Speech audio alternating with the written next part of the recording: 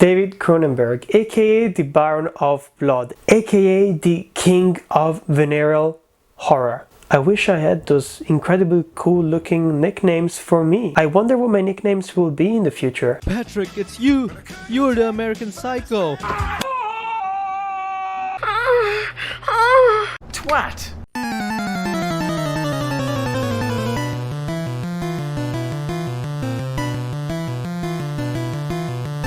No! God, please, no! Today we're gonna be looking at David Cronenberg's filmography, and I'm doing this specifically because of the release of his new film at the Cannes Festival called Crimes of the Future, which I really enjoyed. And I realized that there is not a lot of space for filmmakers like David Cronenberg here on YouTube, so I thought that I would recommend some of his films and actually go through every single one of his films, trying to rank them and to determine what is his best film. Of course, at the end of the day, it is my opinion. It's not gonna be objective. It's gonna be very subjective. How do you know what's good for me? That's my opinion!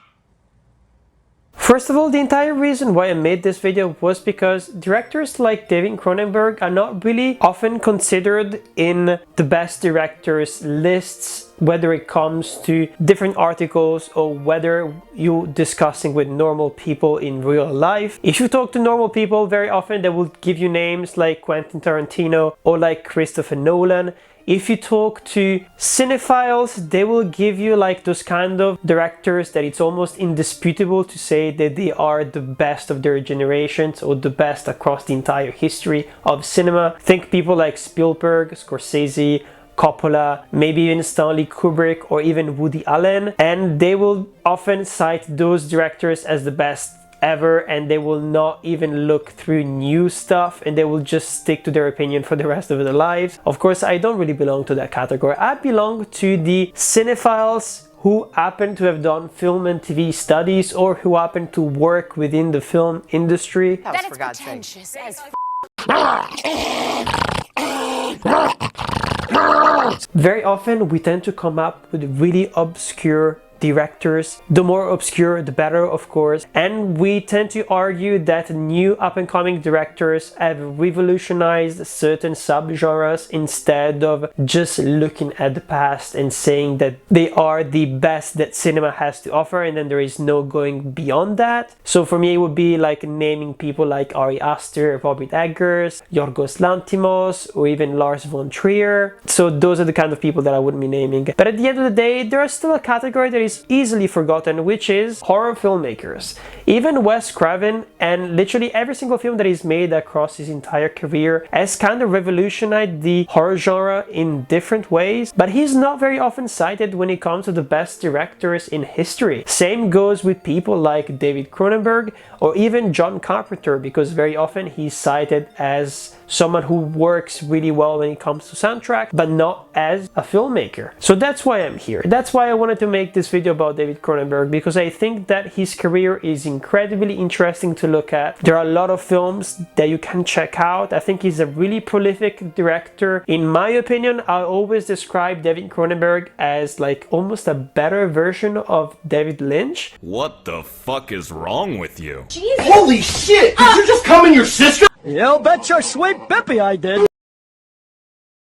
Because I don't really like David Lynch at the end of the day, because I think that the themes are very often the same, but it is a lot more fun. While at the end of the day, David Lynch movies tend to be so incredibly deep and thought-provoking that it almost starts sounding pretentious. So before I start this, I will say that I'm not counting his two first short films, so Crime of the Future and Stereo, and I haven't found two of his films, Crash, which came out in 1996, and Fast Company, which came out in 1979. So those two films are not gonna be appearing in my official ranking of his filmography, and if I manage to see them before the release of this video, I will just link my opinion down below, or maybe just re-update my official ranking on Letterboxd.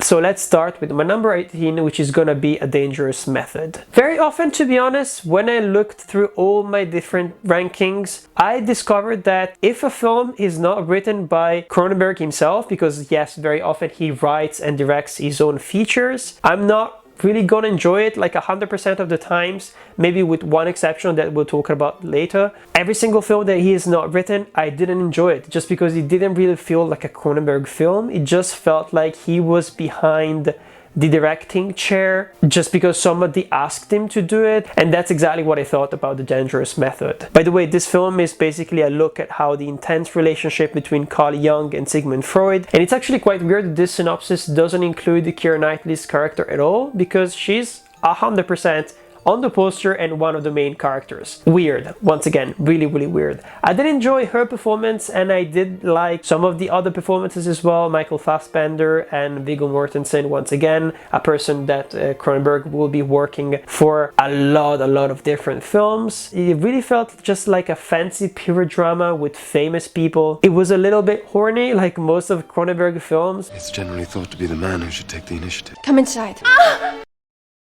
I think I gave it like a 1.5 stars over 5, not necessarily because it's a really poorly made film, but mostly because it feels very mediocre and it feels like something that I've already seen. And for me, those are the kind of movies that if they don't have a strong visual imagery, if they're not shot in any kind of original way, I'm just not gonna enjoy them. And this is kind of like what happened for a couple of David Cronenberg films, and this is definitely one of them. Why did you choose a poor Chinese with a chest like a boy?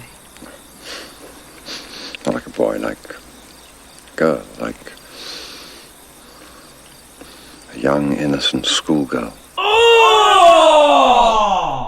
Ew! Dude! What the fuck? The next one is M. Butterfly, and once again it's a film that is not been written by Cronenberg, and it basically takes place in the 60s in China, where a French diplomat named René Gallimard falls in love with an opera singer called Song Liling, but Song is not at all who Gallimard thinks. Basically there is a lot of like almost spy work, and this leads to the war in Vietnam, and it leads to the Americans like participating in that kind of war. There are a lot of interesting things when it comes to like queer theory and how you could understand and study this film through like a queer lens, looking at the gender representation specifically. At the end of the day, for most of the film, it really feels like one of those cliches where a Western white man is idealizing an Asian woman and Asian society, and specifically the Chinese society here. And I just felt like, even though it was like really beautiful, it felt like one of those American movies depicting that kind of landscape and those kind of areas, and it didn't really feel like historically accurate, and at the same time it didn't really feel like psychologically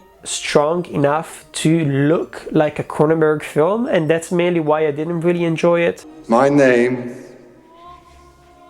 is René Gallimard,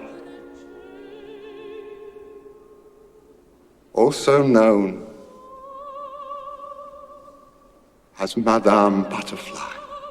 Number 16 is gonna be Spider. It's yet another film that is not really written by Cronenberg. Ralph Fiennes plays the main role, and the main problem that I had with this film is basically the fact that it is entirely based on Ralph Fiennes' paranoia for the entire film, but from a visual perspective it doesn't really look that interesting, and I was kind of waiting for the entire film for something to happen, for something to go completely insane, but it feels like you're spending the entire film in his head. It's basically about a mentally disturbed man who takes residence in a halfway house. His mind gradually slips back into the realm created by his illness, where he replays a key part of his childhood. We're sort of getting into the weird part of Cronenberg filmography, of course, but it's still not weird enough to be intriguing and to be memorable, and it was definitely not entertaining to watch, even though it was like quite a dark movie.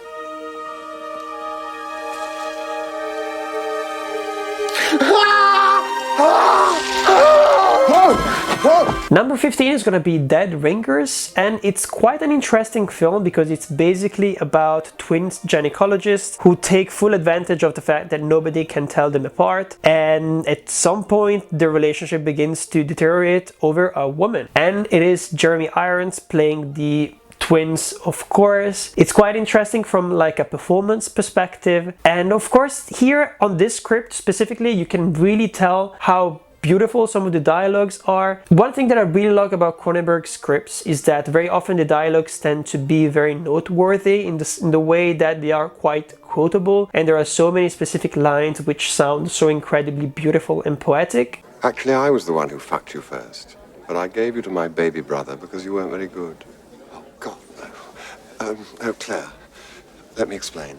You absolute shit. And I feel like this is definitely one of those films there, and I can appreciate it because of that. But like Spider, it really felt like this was psychological Cronenberg, not really giving us anything to look at to kind of understand what the characters were going through, and it was a bit of a shame just because of that. And this really felt like a really weird psychological melodrama, mostly because it was incredibly slow. The pacing was a bit off in my opinion. I felt like I also would have loved someone else to play the twins, just because Jeremy Irons is just not going crazy enough, you know, with this kind of performance. I would have loved to see someone like Nicolas Cage, like something that he did, for example, when it comes to Charlie Kaufman's adaptation. Okay, but here's the twist. We find out that the killer really suffers from multiple personality disorder, right? See, he's actually really the cop and the girl. All of them are him. Isn't that fucked up? Or I would have enjoyed even someone like Jim Carrey. I feel like he would have delivered something way more interesting. Number 14 is gonna be The Dead Zone, which is an adaptation of a Stephen King novel or short story, if I'm not mistaken. Once again, this is a script that is not really written by Cronenberg. Interesting concept, but I really do see that actually the problem with this film here has nothing to do with Cronenberg. It has to do with Stephen King. Some of his books are incredibly good, but some of his short stories and novels are just inadaptable in a way that they're too weird. They can't really fully form in a cinematic way, so that it becomes interesting. And The Dead Zone is definitely one of those films there. And once again, it really feels like Cronenberg wasn't really given the chance to experiment a little bit with the source material. It just feels like a TV movie that was made in the 90s. It doesn't really feel like a real movie. Number 13 is going to be The Brood. A man tries to uncover an unconventional psychologist therapy technique on his institutionalized wife, while a series of brutal attacks committed by a brood of mutant children coincides with the husband's investigation. The funny thing about this film is that when I was looking at other people's reactions, just to be able to check whether my feelings of the film were mirroring what everyone else was thinking, people were actually like quoting in real life and saying how specifically this film was made for David Cronenberg to spit at his ex-wife because he hated her, and he was going through like a custody trial at the same time while he was making this film here apparently. Oh God, Nola. No, I disgust you. I sicken you. You hate me. And I feel like if you know that context, maybe you tend to appreciate the film a bit more. But me personally, I didn't really know that when I went into watching this film. And this is one of those films that really feels like a slasher movie. I feel like this might be one of the only Cronenberg films that is 100% a slasher movie, where we've got these weird little creatures that it is very clear that it's being played either by children or little people wearing like weird masks and prosthetics. Like they don't look like monsters, they don't look like creatures, they don't look weird enough to be scary. They just look quite odd. So this film really looks like a horror B slasher from the 80s. I did enjoy it just because I really enjoyed those kind of films, but at the end of the day, for me, it was just not as strong as other films that is made in the past or in the future when it comes to those kind of like mutants going insane and killing everyone. I will admit though that the final act of this film is incredibly creepy, and there are a couple of scenes which are actually so strong, especially when they are committing crimes in front of children. At the school, for example, there is a scene that is incredibly bloody, and I have no idea how they managed to shoot that scene at that time, especially because even nowadays I feel like it wouldn't be permitted, you know?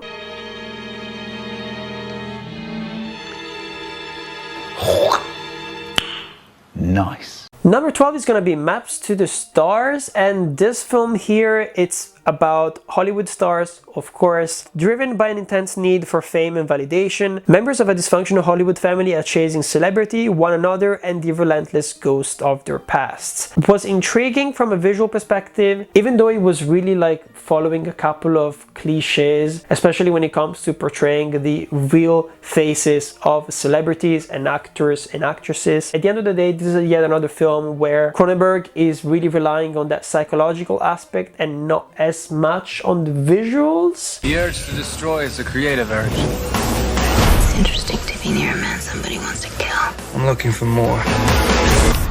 Stun me to my DNA. Show me something I don't know. This is the first film that I watched right after Twilight when it comes to Robert Pattinson's performance. I still remember bringing all my friends to the cinema to watch this film, and everyone completely hated it because it's a film that kind of takes place in just a couple of locations, and it really relies on Robert Pattinson's performance, and there is not a lot of stuff going on screen itself.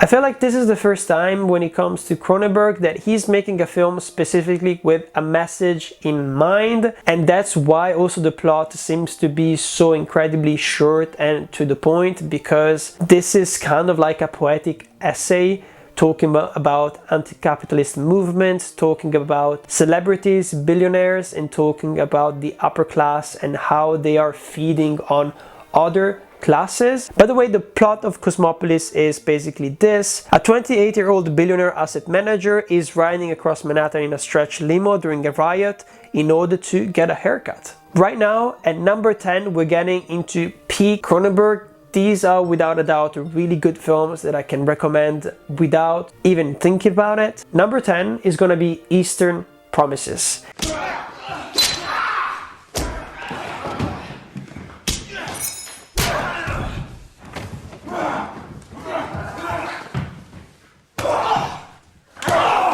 Have you ever been walking down the street with your best bro, and while you're walking you accidentally touch hands? You think to yourself, that was weird, but I'm not gay. You are. You are gay.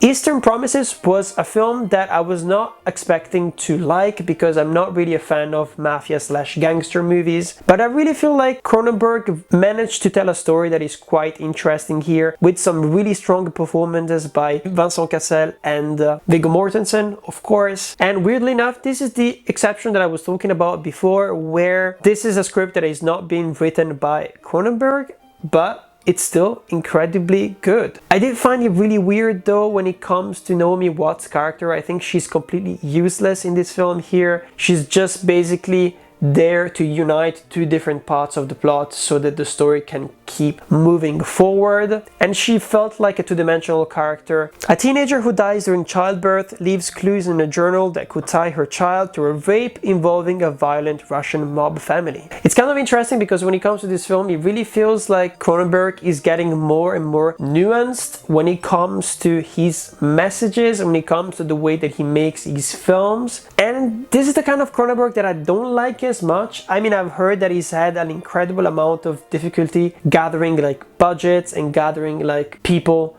to work on his films, and I think like right before making Crimes of the Future he actually wanted to retire because he was having such a hard time finding the necessary funding to make his films and to convey the sort of messages that he wanted to convey. This might also be one of the best films that he's made, that is also to be considered as the least Cronenbergian of his work. There are a couple of scenes which are incredibly iconic. I remember, for example, the one in the bathhouse, which is a really strong action scene that is quite brutal, and those are the kind of scenes where he actually gets to shine as a body horror director. I don't know what you want and I don't really care. You should care about what I want, because what I want might change your life. Why don't you ask Tom and ask him how come he's so good at killing people? Number 9 is gonna be A History of Violence, which is once again starring Viggo Mortensen, really good film, and it's basically about a mild-mannered man who becomes a local hero through an act of violence, which sets off repercussions that will shake his family to its very core. Every single time that Cronenberg is directing a script that he hasn't written, it really feels like he's just going through the motions. He has this kind of checklist where he goes through each and every single one of the different plot lines, but at the end of the day, it doesn't really flow effortlessly as his other films, and it really feels like he doesn't manage to get involved as close as possible with his characters when he's going through this weird checklist that someone else has imposed on him, and that's mainly why A History of Violence doesn't shine as bright as other films in his filmography.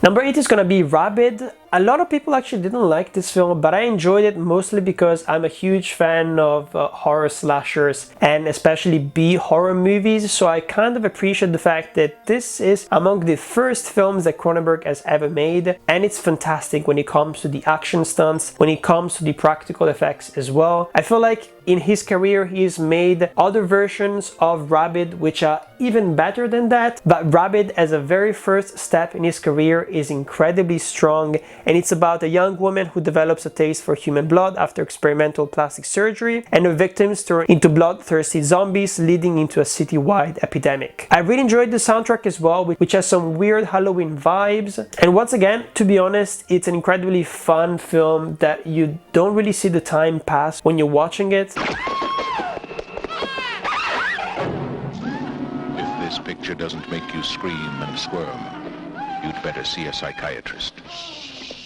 Quick. Number 7 is gonna be Shivers, and this is exactly what I was talking about when it comes to Rabid. I feel like Shivers is kind of like a better version of Rabid. I feel like Rabid didn't have as many themes as Shivers does, even though I kind of felt that there were some kind of comparisons with other films where you've got this beautiful woman who is mutating and turning into something incredibly lethal. If you think about movies like Species, for example.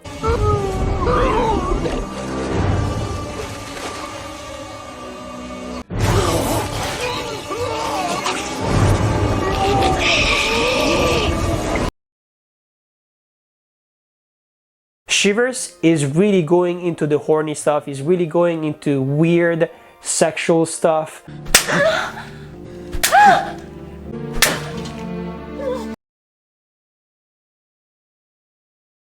And how weird the human body is, and I feel like the body horror in this movie here, it's top notch, it's incredibly well made, incredibly scary, and I just love it, to be honest. Shivers is about the residents of a suburban high-rise apartment building who are being infected by a strain of parasites that turn them into mindless, sex-crazed fiends out to infect others by the slightest sexual contact.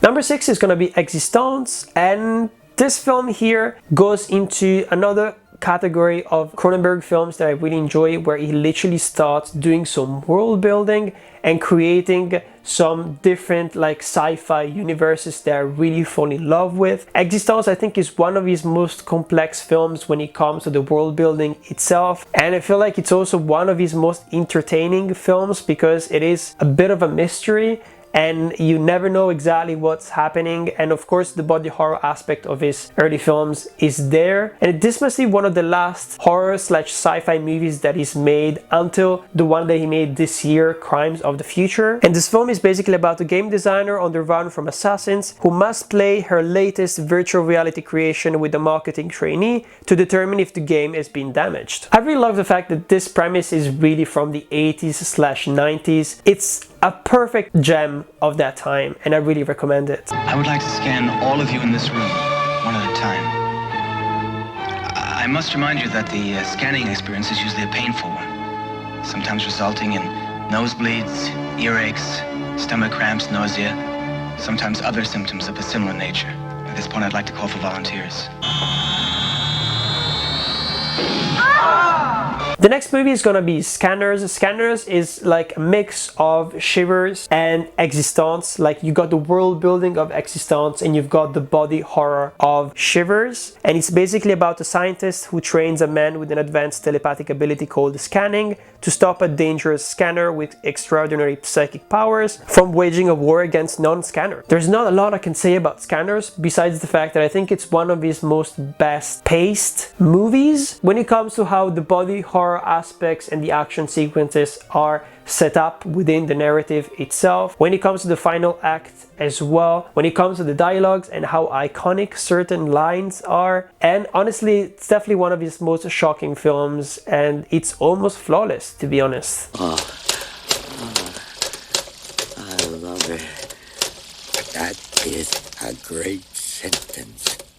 These are words to live by, Bill. I'm glad these words are going into your report. Number 4 is gonna be Naked Lunch. I was quite surprised to be enjoying Naked Lunch so much. I watched it only like a couple of days ago. Naked Lunch is kind of like the perfect example on how to make a Cronenberg film that doesn't look like his B horror movies at all, but that still channels all of the different themes, all of the different weird body horror stuff, and injects it into something that we know, which is the noir genre. So this movie here is a weird noir satire, and it's basically about this agent who, after developing an addiction to the substance he uses to kill bugs, he accidentally kills his wife and becomes involved in a secret government plot being orchestrated by giant bugs in a poor town in North Africa. Like, the plot of this film makes no absolute sense. This is one of those neo-noir films that I really enjoyed, mostly because it really plays with all the different tropes. It's really funny to see this man who's just an exterminator kind of act as if he's like this weird James Bond.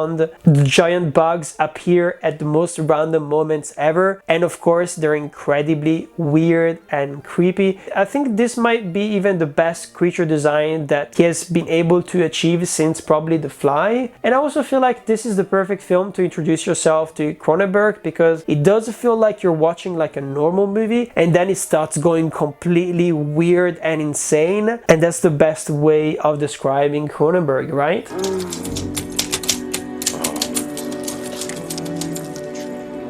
This is very good. Very dirty. At number 3, I'm gonna put Crimes of the Future, which is the most recent Cronenberg film and that I really enjoyed. I think this must be the second movie that I've seen at the cinema, because the first one was Cosmopolis, and all of his other films I've discovered them, unfortunately for me, just on DVD, and it was such a great experience. I think this must be one of the most interesting Viggo Mortensen's performance that I've seen in a really long time. I really like Léa Seydoux as well, even though very often she tends to try to be a bit more eccentric and do way too much. I feel like being directed by David Cronenberg was the best thing for her, because it really feels like she was doing exactly what was asked of her. A lot of really weird body horror. It's such an incredible delight to see David Cronenberg come back and make a film like this, and especially a film like this that has had like a standing ovation at the Cannes Festival, which means that everybody loved it, you know. These days I feel like at the Cannes Festival, or audiences in general, they are praising so much more horror directors, and it's such a beautiful like generation and time to live in. If you think about Julia Ducournau, for example, and her film Titan, and the fact that it won last year, I feel like that film could have definitely never won 10, 20 or 30 years ago. And I just love the fact that he managed to make this film, because it's an incredible piece of art. You filled me with the desire to cut my face open. You wouldn't want to kill your performance partner, would you? We'd have to go deep. A legendary. Guide us into the heart of darkness. Once again, it's going through the motions of all the different themes that he's interested in. It's in the area of Existence and Scanners, where he's doing a lot of interesting world building. There is some action, there is some like weird spy stuff, but at the same time, the very core of the film is sex, is desire. It's the human body which is desperately trying to evolve, and how society wants to stop it in every single way possible. And it's just fascinating. I feel like this is one of the most quintessential Cronenberg films that he's made, probably since the 80s and 90s. Just in case you didn't know, Crimes of the Future is actually the title of one of his first short films. Liar! Liar!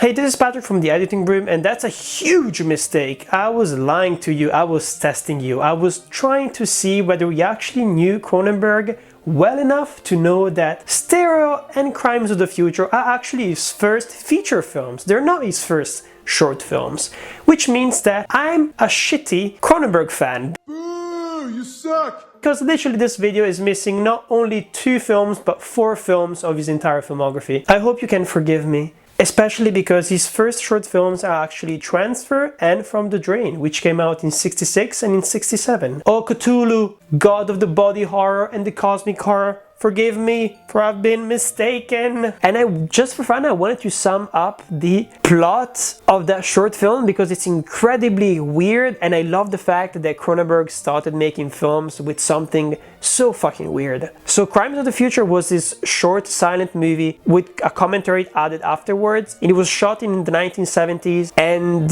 it was taking place in 1997, right? And it's basically about Adrian Tripod, occasional director of a dermatology clinic called the House of Skin. He searches for his mentor, insane dermatologist Antoine Rouge, who has disappeared following a catastrophic plague resulting from cosmetic products, which has killed the entire population of sexually mature women. Tripod aligns with a group of pedophiles who kidnap a 5-year-old girl who has been exposed to chemicals intended to force her into puberty in order to impregnate her. What the fuck, Cronenberg? In case you haven't noticed, I'm weird. I'm a weirdo. I don't fit in, and I don't want to fit in. Have you ever seen me without this stupid hat on? That's weird. Just in case you want to know specifically what Crimes of the Future is about, and I'm talking about the movie that came out, it's about humans that adapt to a synthetic environment with new transformation and mutation. And with his partner Caprice, Soul Tensor is a celebrity performance artist who publicly showcases the metamorphosis of his organs in weird avant-garde performances. I was really close to saying that this film was perfect, but for me, it should have lasted 3 hours. I was kind of shocked when the movie ended. It really didn't feel like quite a climactic third act for me personally. And I will take this opportunity to shout out the work of Brandon Cronenberg as well, who is David Cronenberg's son. So if you really enjoyed Crimes of the Future, you should definitely check out Antiviral, which is kind of like his own version of everything that is going on in Crimes of the Future, where people inject themselves diseases instead of like heroin and drugs and stuff like that. And you should check out Possessor as well, which came out I think 2 years ago, and it's an incredibly well-made sci-fi horror movie.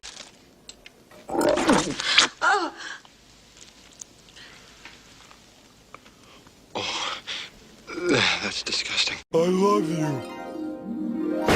And number 2, I'm gonna be putting The Fly, which is one of Cronenberg's masterpieces. The Fly is so iconic that I would rank it up there with the best horror/sci-fi movie of all time. Up there with Alien, up there with Predator, up there with creature films like Frankenstein's monster, like Dracula or Nosferatu or those kind of things, or even John Carpenter's The Thing. Just because The Fly is such a perfect Cronenberg film. Goldberg is incredible in the role as well. Just the whole concept of The Fly is so beautiful and is so interesting, where you will follow just a scientist who is trying to create this weird new technology, and at the end of the day, just because of how incredibly ambitious he is, he kind of gets punished because of his own ambition, and he starts like transforming and becoming something else. Of course, he follows the same themes that Cronenberg has been interested in for the past 20, 30, 40 years, where it's about identity, it's about accepting the changes that your body is going through, even if those changes are incredibly monstrous and disgusting to go through. And it's one of those films that like you kind of have to watch. It has become not only a cult classic, but as I said before, a film that has kind of entered the pantheon of classic horror sci-fi movies of that time. At my number 1, so the best David Cronenberg film that I've seen in my entire life is Videodrome.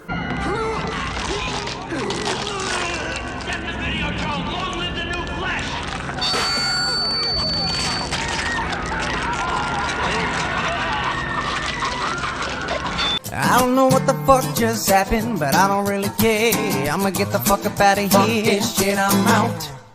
Videodrome kind of puts all the different parts of Cronenberg's personalities together. You've got the world building, which is incredibly interesting. You've got the strong action sequences, you've got the strong performances, body horror at its best. When it comes to the quality, I think this is the best body horror I've ever seen. It has a really strong concept because it really makes you terrified of like common household things. It really reminded me of classic movies like the Japanese Ringo, and it really reminded me of other films like Matrix especially. And just in case you don't know what Videodrome is about, as the president of a trashy TV channel, Max Wren is desperate for new programming to attract viewers. When he happens upon Videodrome, a TV show dedicated to gratuitous torture and punishment, Max sees a potential hit and broadcasts the show on his channel. However, after his girlfriend auditions for the show and never returns, Max investigates the truth beyond Videodrome and discovers that the graphic violence may not be as fake as he thought. This is really the perfect like Cronenberg film. I think this must be like one of the first Cronenberg films that I've ever seen as well, and maybe that's why I also consider it as his most quintessential film. This is such an interesting film because it really gets as close as possible to David Lynch movies in a way that this is really like a perfect film.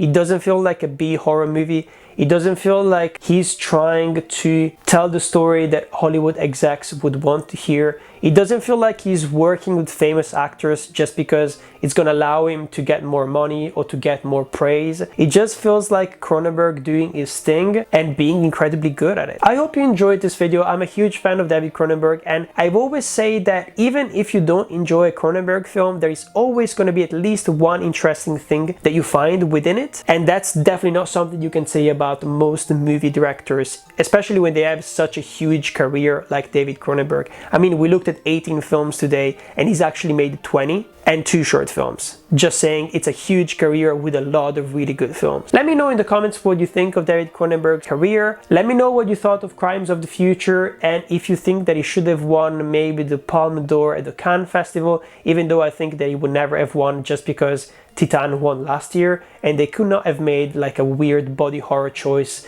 2 years in a row, you know? Don't forget to like and subscribe. Every single like that you drop will go to David Cronenberg, hoping that he will manage to find the funding to make more weird films like this until he dies, which I hope it never happens because he seems to be like such a cool Canadian director and person in general. I'm Patrick, and this is Torn Apart. Good morning, Glenn! You tell us something your mum doesn't know. Yeah. I'm just a regular, everyday, normal motherfucker. I told you in the first song, I'll tell you in another. I'm just a regular, everyday, normal. Da da da da da da da da da da da da da da da da da da da.